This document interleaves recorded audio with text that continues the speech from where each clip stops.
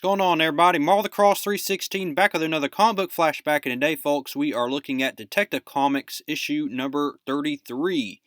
As we continue to look at this first volume of Detective Comics, these very early issues of the Batman, as he made his first few appearances here.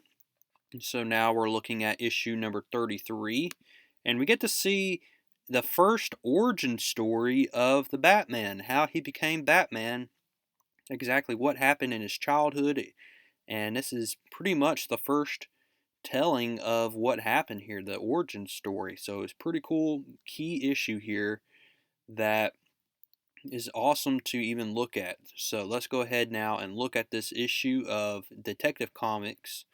This is brought to you by Bob Kane, who drew Batman. And so we begin this issue off with this little panel right here.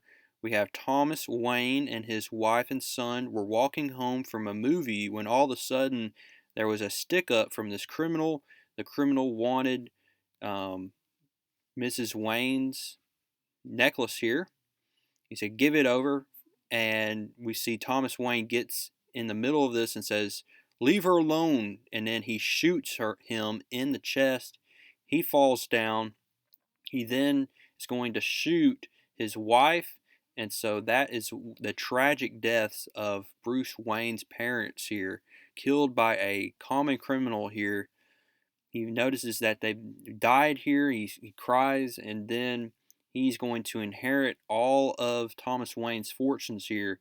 And at his bedside, Bruce Wayne, young Bruce Wayne, said, "And I swear by the spirits of my parents to avenge their deaths by spending the rest of my life warring on all criminals because of what happened to his parents."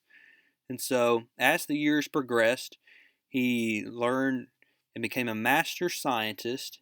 He also worked out a lot, and so he was able to get in physical physique here, and it was just because of the death of his parents that caused him to focus on becoming the best crime fighter that he can be.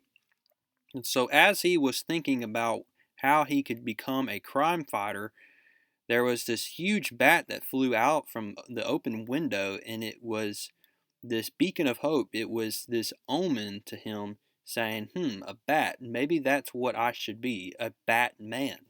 And thus is born the weird figure of the dark, this avenger of evil, the Batman. And so now we're in present day, and this is where we're going to be introduced to the villains of this issue.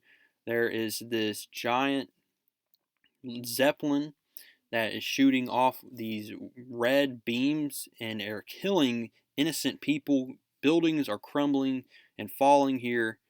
And the people that are involved in this is the Scarlet Horde. This makes their first appearance in this issue, and Bruce Wayne is going to have to find a way to defeat the Scarlet Horde. So he returns back to his mansion here, and he's going to then discover who is behind this, which is Professor Karl Kruger. Professor Karl Kruger just so happens to be the man behind all this, and he's going to suit up as Batman to stop Karl Kruger. We still see that Batman is still driving in this red car. He has not yet gotten his Batmobile, the classic Batmobile that we see him drive currently in modern times. But we see here that he goes up and scales the building where he's going to spy on this red horde here. And we see that they've basically got a huge army. The Scarlet Horde has amounts all of these people and recruited them. And now we see that the person, yes, Batman was right. It is Karl Kruger. He is claiming to be a dictator of the world here. And so what we're going to see is Batman's going to try to put a stop to him. He throws his batarang. There's a shield that goes up here, thick glass of shield. His painting then slides to the side here. Someone then shoots, and Batman falls to the ground here with these ropes. But Batman is able to escape momentarily because we see that Kruger was trying to blow up Batman in this house. But Batman was able to escape here.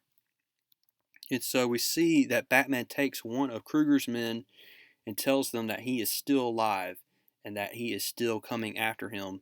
So we see now he's going to get into his bat plane. He puts a camouflage blanket of black smoke around his bat plane here, and we see that he's going to then infiltrate the ranks here of the Scarlet Horde. He throws his gas vial, and he's now going to track down Professor Carl Kruger. Kruger shoots him in the back. Batman falls to the ground. He thinks that he's dead. He turns on that ray here, and those rays strike Batman, and poof! It looks like Batman has died, but in fact it was not Batman at all. We see that it was just another person, that Bruce Wayne the Batman had actually suited up as one of Kruger's own men. He returns back to the Wayne mansion and he says, "It was a good thing my bulletproof vest stopped those bullets. Just a few flesh wounds, lost some blood though. When I overpowered that guard and changed into his clothing, my rescue was complete.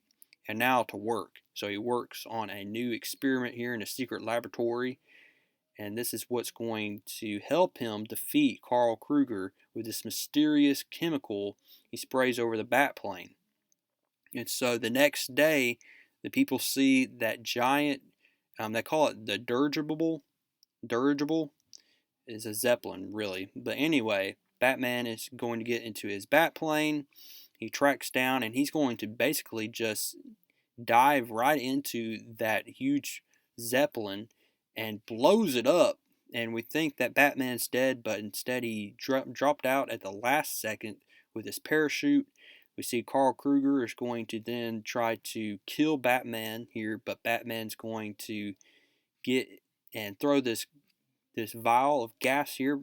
Carl Kruger is then going to pass out at the wheel, plunges into the river here, and Batman was nowhere to be seen. But the next few hours later, at Bruce Wayne's mansion, Bruce finds out on the radio, and they say, and the body of Kruger was recovered from the water, but that of the Batman has not yet been found.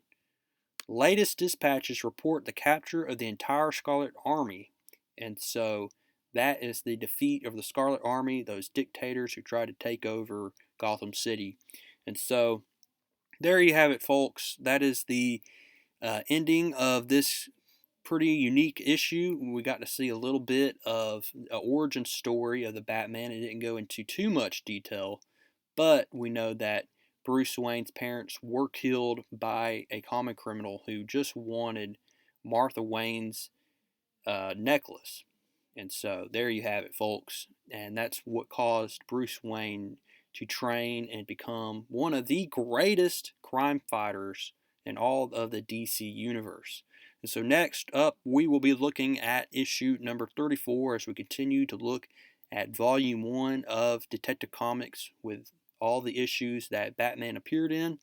And so we'll be looking at that coming up next. But for now, go ahead and give this video a like. Comment down below what you liked about this issue. Subscribe if you have not. And I will see y'all in the next one.